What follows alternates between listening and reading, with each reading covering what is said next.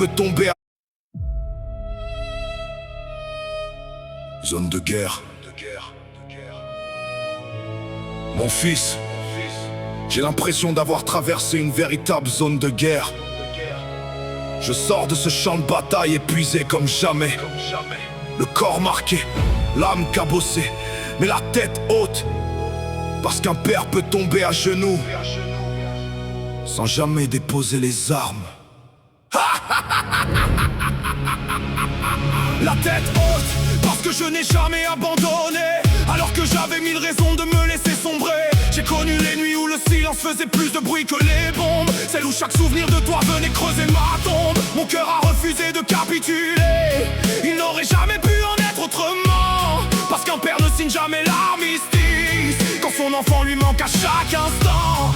Le plus cruel des paradoxes, mon fils, c'est que celle qui t'a donné la vie est aussi celle qui nous a arrachés l'un à l'autre. Voilà maintenant cet long mois que le temps s'est arrêté entre nous.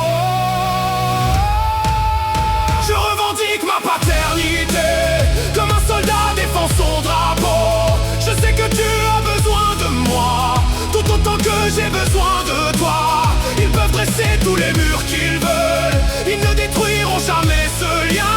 Parce qu'entre un père et son fils, il existe une force qu'aucune guerre ne pourra éteindre. Cette zone de guerre, j'en aperçois enfin la sortie. J'ai perdu des batailles mais jamais mon envie de te retrouver. Avant tout ça j'étais déjà un papa fort. Aujourd'hui je suis devenu un père indestructible sans prétention.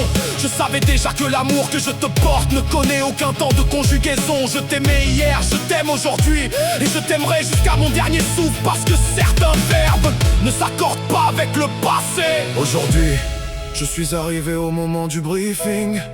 Je vais raconter cette guerre, non pas devant un colonel, ni devant un général, mais devant un juge aux affaires familiales.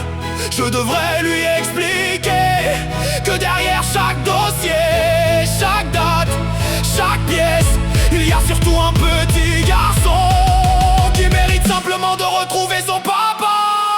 J'ai vécu notre séparation comme la mission la plus difficile de toute ma vie. Pas celle où l'on risque de perdre son uniforme, mais celle où l'on risque de perdre une partie de son cœur. J'ai survécu aux tempêtes, aux accusations, à la solitude, aux larmes cachées derrière mes sourires. Parce que chaque matin, une seule pensée me gardait debout, de reprendre un jour dans mes bras. Mon fils, l'heure est arrivée, l'heure du briefing. L'heure de raconter notre vérité.